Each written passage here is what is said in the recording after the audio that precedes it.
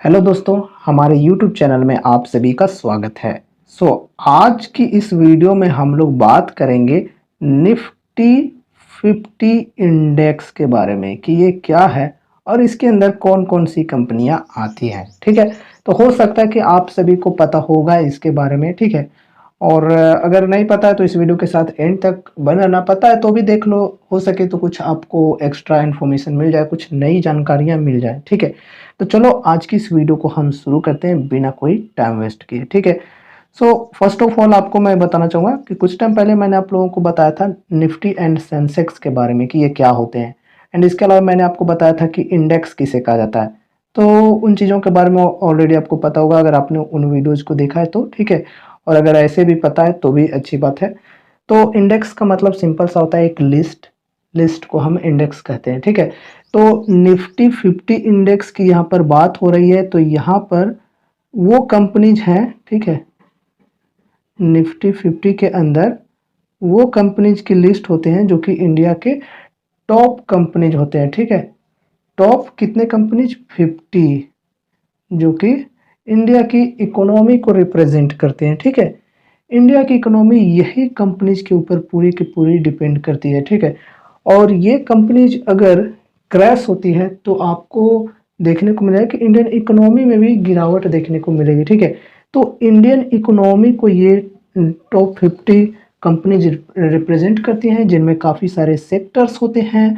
काफ़ी सारे सेक्टर्स की अलग अलग कंपनीज होती हैं, जैसे हो गया बैंकिंग की कंपनी। ठीक है, बैंकिंग एंड फाइनेंशियल सर्विसेज की ज़्यादातर यही कंपनीज इनके अंदर देखने को मिलेगी, इनकी ही वेटेज। ठीक है, वेटेज से रिलेटेड मैं आपको नेक्स्ट वीडियो में बताऊंगा कि किस सेक्टर की कितनी वेटेज है और कौन कौन सी कंपनीज की निफ्टी 50 में ज़्यादा वेटेज है। कहने का मतलब कौन कौन सी कंपनीज ज़्यादा भार है निफ्टी 50 के अंदर। ठीक है, कौन कौन सी कंपनीज काफ़ी ज़्यादा भार लेकर बैठी है। ठीक है, निफ्टी 50 के अंदर तो देखो इनमें काफ़ी सारे सेक्टर्स के कंपनीज हैं, जैसे फाइनेंशियल सर्विसेज एंड बैंकिंग की बात हो गई। फिर यहाँ पर आईटी की कंपनीज आपको देखने को मिलेंगे। फिर ऑटो सेक्टर की कंपनीज देखने को मिलेंगे। फिर यहाँ पर फार्मा सेक्टर की कंपनीज देखने को मिलेंगे एंड हेल्थ केयर भी इसी में बोल सकते हैं।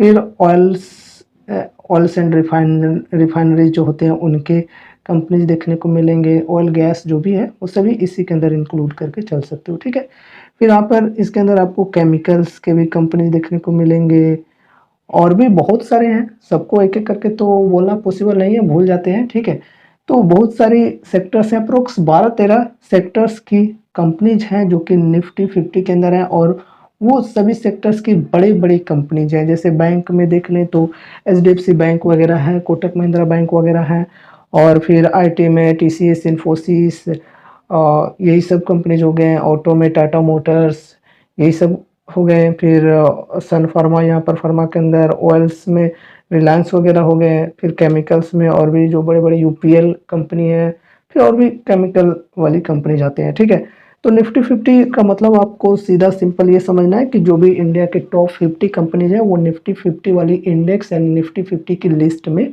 होते हैं, और वो इंडिया की इकोनॉमी को रिप्रेजेंट करते हैं। और ये कंपनीज अगर बढ़ रही है तो समझो इंडियन इकोनॉमी भी बढ़ रही है। ठीक है, जितनी तेज़ी से ये बढ़ रहे हैं उतनी तेज़ी से समझो इंडियन इकोनॉमी भी बढ़ रही है, और ये गिर रही तो समझो इंडियन इकोनॉमी भी गिर रही है। ठीक है, तो आप लोग सोच सकते हो कि इनका कितना बड़ा रोल है। ठीक है, तो अगर हम लोग एक इंडियन नागरिक हैं तो अपने देश के लिए प्रेम भावना होनी चाहिए, और उसके लिए हम लोग यही चाहेंगे कि जो टॉप 50 कंपनी है निफ्टी की, ये काफ़ी आगे बढ़े, ताकि हमारी इंडियन इकोनॉमी भी है वो काफ़ी ज़्यादा बढ़ते रहे, बूस्ट करते रहे, ताकि हमारा भी भला हो, हमारे देश का भी भला हो। ठीक है, तो अभी आपने निफ्टी 50 के बारे में जान लिया है, समझ लिया है। अब यहाँ पर हम लोग देखेंगे निफ्टी 50 की कौन कौन सी कंपनीज हैं निफ्टी 50 की लिस्ट में आ जाते हैं। ठीक है, तो देख सकते हो यहाँ पर हमने ये चार्ट लगाया हुआ है। यहाँ पर आप लोग देख सकते हो फर्स्ट नंबर में आपको देखने को मिलेगा रिलायंस इंडस्ट्रीज, जो कि इंडिया की सबसे बड़ी कंपनी मानी जाती है। ठीक है, तो इंडिया की सबसे बड़ी कंपनी है रिलायंस इंडस्ट्रीज, जो कि मार्केट कैप लेकर बैठी हुई है 19 लाख करोड़ की। ठीक है, एंड उसके बाद है टाटा की कंपनी टीसीएस टाटा कंसल्टेंसी, जो कि एक आईटी कंपनी है। ठीक है, ये ऑयल एंड रिफाइनरीज की कंपनी है। ठीक है। एंड उसके बाद यहाँ पर ये हो गया ऑटो सेक्टर की कंपनी, ठीक है। फिर यहाँ पर देखो HDFC बैंक है, ये भी काफ़ी बड़ी बैंक है। TCS में देख सकते हो 15 लाख करोड़ का मार्केट कैप है इस कंपनी की। फिर यहाँ पर देख सकते हो HDFC बैंक को 11 लाख करोड़ इसकी मार्केट कैप है। ICICI बैंक, ये भी काफ़ी बड़ी बैंक है। ये सभी निफ्टी 50 की कंपनीज के बारे में हम लोग बात करें, ठीक है। एंड उसके बाद यहाँ पर देख सकते हो भारती एयरटेल है, यहाँ पर ICICI बैंक, भारती एयरटेल है, ये है 6,90,000 करोड़ इसकी वैल्यू। फिर यहाँ पर इन्फोसिस है, जो कि यहाँ पर आप लोग देख सकते हो, ये भी एक IT कंपनी है और इनकी भी वैल्यू मार्केट कैप यानी कि आप लोग देख सकते हो, ठीक है। एंड यहाँ पर और आगे लिस्ट को हम बढ़ाएंगे तो यहाँ पर स्टेट बैंक ऑफ इंडिया भी है, ठीक है। इनकी मार्केट कैप आप लोग देख सकते हो 6,66,000 करोड़। तो ये सब बड़ी बड़ी कंपनीज है इंडिया के, ठीक है। आप लोग इन कंपनीज का नाम सुने ही होंगे। मेरा दावा है कि जो 50 कंपनी अभी मैं डिस्कस कर रहा हूँ उनमें से ज़्यादातर मतलब लगता है कि 30 से लेकर 40 कंपनी अप्रोक्स कम से कम आप लोग उनका नाम सुने ही होंगे, ठीक है। हो सकता है कि जिनको IT में उतना ज़्यादा नहीं पता हो, इन्फोसिस का नाम नहीं सुना होगा, TCS का नाम नहीं सुना होगा, लेकिन HDFC बैंक का नाम तो सुना होगा, ICICI बैंक का नाम सुना होगा और सबसे मोस्ट इंपॉर्टेंट बात SBI का नाम तो सुना ही होगा, रिलायंस का नाम भी सुना होगा, ठीक है। अब यहाँ पर देखो HUL, इसका नाम हो सकता है लोगों ने नहीं सुने होंगे, लेकिन इनके प्रोडक्ट्स ज़्यादातर लोग यूज किए होंगे, ठीक है। हर एक मिडिल क्लास फैमिली के घर में देखोगे तो इनके जो HUL के जो प्रोडक्ट्स हैं वो मिले जाएंगे। कहने का मतलब ये जो HUL है, हिंदुस्तान यूनिलीवर, ये कॉस्मेटिक्स के प्रोडक्ट्स बनाती हैं और FMCG के प्रोडक्ट्स बनाते हैं, जैसे साबुन शैम्पू वगैरह आप लोग यूज करते होगे। तो मैं आपको बता दूं कि ये HUL के ही प्रोडक्ट्स आपको देखने को मिलते हैं, ठीक है। तो आप लोग सर्च कर लेना गूगल पे, ठीक है, कि हिंदुस्तान यूनिलीवर के कौन कौन से प्रोडक्ट्स हैं। आपको तब पता चला कि अरे भाई, मैं तो हिंदुस्तान यूनिलीवर के प्रोडक्ट्स यूज करता था और मुझे पता ही नहीं था, जो कि इंडिया की टॉप 50 कंपनी के अंदर आती है, ठीक है। एंड उसके बाद ITC और ये लोगो देखकर आपको कुछ ना कुछ याद आ रहा होगा, ठीक है, अगर आपने कभी भी सिगरेट्स पिए हैं तो, ठीक है। क्योंकि यार ITC में क्या बात है ना कि यहाँ पर जो इनकी मेजर रेवेन्यू आती है वो सिगरेट्स के बिजनेस से ही आती है, ठीक है। जो तंबाकू के बिजनेस है उनसे ही मेन यहाँ पर इनका रेवेन्यू आता है। और ये भी एक काफ़ी बड़ी कंपनी है इंडिया की और इसकी मार्केट कैप देख सकते हो 5,27,000 करोड़ की है, ठीक है।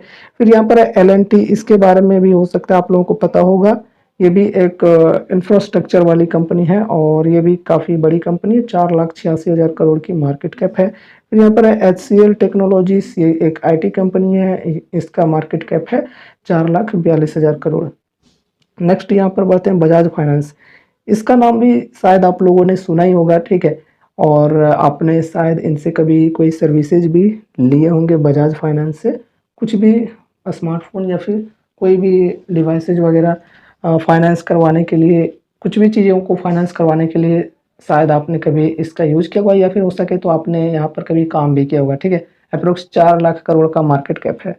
अब यहाँ पर देखो ये जो कंपनी है ये NBFC के अंदर आती है। उसके बाद नेक्स्ट यहाँ पर फार्मा कंपनी, जो कि मैंने आपको बोला था काफ़ी सारे सेक्टर्स की कंपनी है। तो देख सकते हो फार्मा सेक्टर में जो सबसे बड़ी कंपनी है इंडिया की ये है सन pharma industries.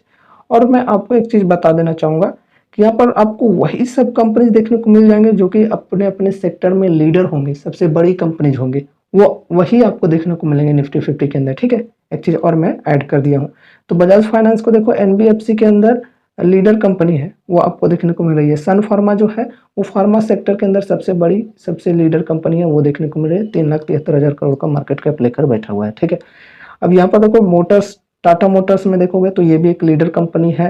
And Maruti Suzuki, ये भी एक लीडर कंपनी है, ठीक है। तो ये दोनों काफ़ी बड़ी कंपनी हैं। और जैसे बैंकिंग में HDFC बैंक आपको ऊपर में ही देखने को मिल चुकी होगी, ठीक है। और ऐसा जरूर नहीं कि जो भी एक सेक्टर से है, मतलब कोई भी कंपनी, तो सिर्फ वही कंपनी रहेगी। उस सेक्टर में अगर कोई और भी ज़्यादा मार्केट कैप वाली कंपनी है, उससे थोड़ा कम भी है, लेकिन निफ्टी 50 की जो भी क्राइटेरिया है उसके अंदर फुलफिल हो जाता है, तो वो कंपनी भी आ सकती है। तो देख सकते हो यहाँ पर ऑटो सेक्टर से रिलेटेड 2 कंपनीज देखने को मिल रही है, क्योंकि दोनों बड़ी बड़ी कंपनीज है, इसलिए निफ्टी 50 के अंदर दोनों कंपनीज है, ठीक है। तो ऐसा जरूरी नहीं है कि सिर्फ मार्केट लीडर अगर एक कंपनी है तो वही रहेगी। अगर थोड़ा सा उससे कम भी है लेकिन अच्छा खासा मार्केट कैप है जो कि निफ्टी 50 में जाने लायक है, तो वो निफ्टी 50 में मिलेगा ही मिलेगा, ठीक है। नेक्स्ट यहाँ पर है कोटक महिंद्रा बैंक, ठीक है। एंड फिर है यहाँ पर एक्सिस बैंक, ठीक है। ये Kotak Mahindra bank, axis bank, फिर अडानी एंटरप्राइजेज है, टाइटन कंपनी है। टाइटन का भी नाम आपने सुना होगा, शायद आपने कभी ज्वेलरी वगैरह लिए होंगे यहाँ से। ओएनजीसी ये गैस की कंपनी है, ठीक है। एंड उसके बाद एनटीपीसी, यहाँ पर एनटीपीसी तो हमारे आसपास लोकल एरिया में ही इनकी कंपनी है, ठीक है, एनटीपीसी यहाँ पर।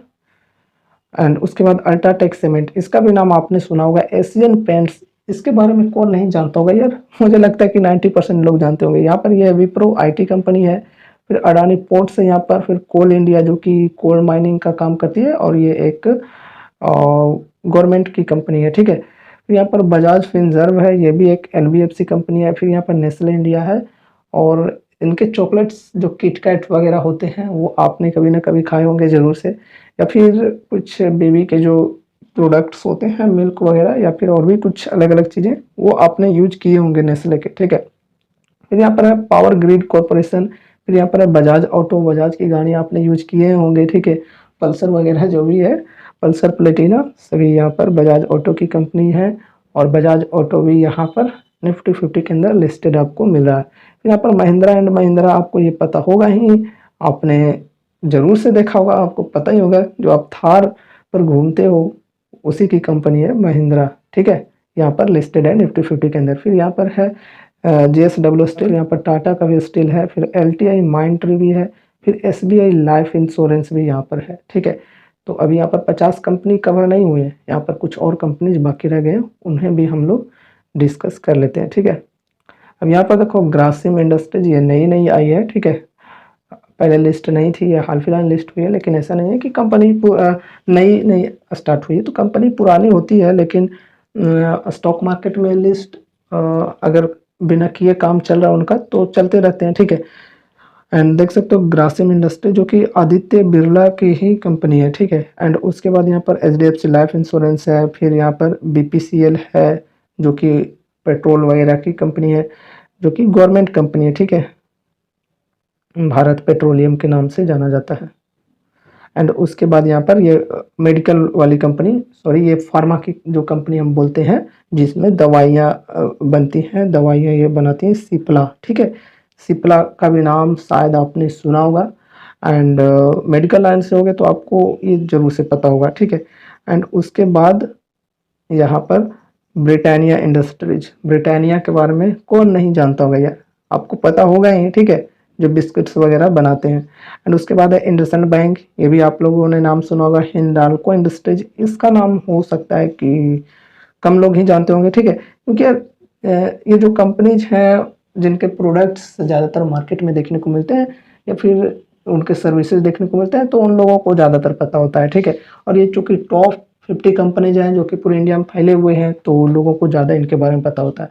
अब इनसे आगे वाले नेक्स्ट वाले के बारे में कुछ कुछ कम लोगों को नहीं भी पता होगा, ठीक है, ऐसा भी होता है। एंड जो स्मॉल कैप कंपनीज होंगे उनमें तो और भी कम लोगों को जानकारी होगी उन कंपनीज के बारे में, ठीक है। तो यहाँ पर उसके बाद है टाटा कंज्यूमर प्रोडक्ट्स, जो कि आप लोग टाटा टी जो आपको देखने को मिलती है, टाटा अग्नि टी, या फिर और भी टाटा सॉल्ट जो मिलता है, वो सब टाटा कंज्यूमर के प्रोडक्ट्स होते हैं, ठीक है। एंड फिर यहाँ पर डॉक्टर रेड्डीज लैब है। फिर यहाँ पर आइसर मोटर्स, जो कि आपको इनके ट्रैक्टर्स वगैरह देखने को मिलते हैं। एंड उसके बाद यहाँ पर है डिविज लैब जो कि फार्मा कंपनी है। फिर यहाँ पर हीरो मोटोकॉप का नाम भी आप लोगों ने सुना ही होगा। फिर यहाँ पर अपोलो हॉस्पिटल है। फिर यहाँ पर ये एक UPL कंपनी है जो कि केमिकल की कंपनी है, ठीक है। सो यहाँ पर अभी हम लोगों ने निफ्टी 50 के जो 50 कंपनीज हैं उनके बारे में डिस्कशन किया है, और ये वो कंपनीज है जो इंडिया के टॉप 50 कंपनीज के अंदर आते हैं, ठीक है। और इस वीडियो में इन कंपनीज के बारे में मैंने आप लोगों को बताया, तो आप लोग ये मत समझना कि मैं इन कंपनीज में निवेश करने के लिए आपको बोल रहा हूँ, ठीक है।